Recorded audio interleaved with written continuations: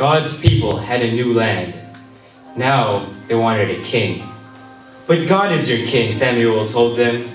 He is the one who looks after you best. We want a real king, they said, one we can see.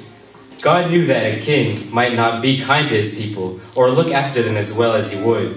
But God's people didn't care. They wanted a king and they wanted him now. So God gave them a king.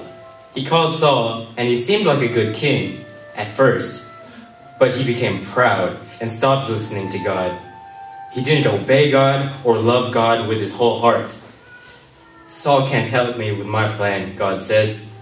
I need a king who loves me and will teach my people to love me. I need a true king. God had just one in mind.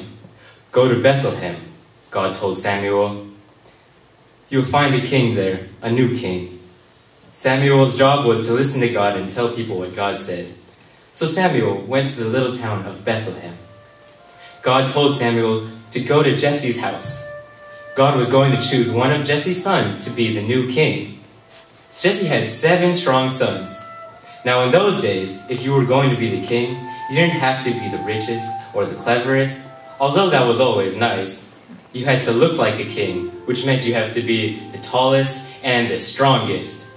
So you could carry the longest swords and the biggest armor, and you could defeat everybody. And it didn't hurt to be handsome either. Samuel asked Jesse to bring him each son in turn. So Jesse brought the oldest, tallest, strongest son. This must be the new king, Samuel thought. He looks like a king. But God didn't choose him. You're thinking about what he looks like on the outside, God told Samuel. But I'm looking at his heart, what he looks like on the inside. So Jesse showed Samuel his next, oldest, tallest, strong son. But God didn't choose him either. In fact, God didn't choose any of the 7 sons. Samuel said, "Is that all?"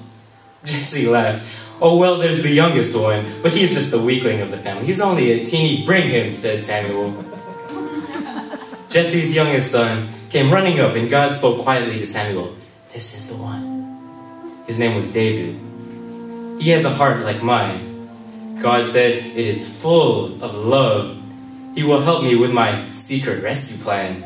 And one of his children's children's children will be the king.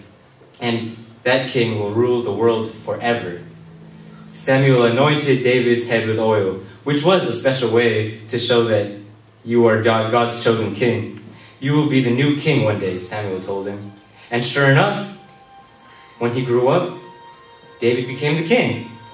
God chose David to be king because God was getting his people ready for an even greater king who was coming. Once again, God would say, "Go to Bethlehem." Once again, you'll find a new king there. And there one starry night in Bethlehem, in the town of David, 3 wise men would find him.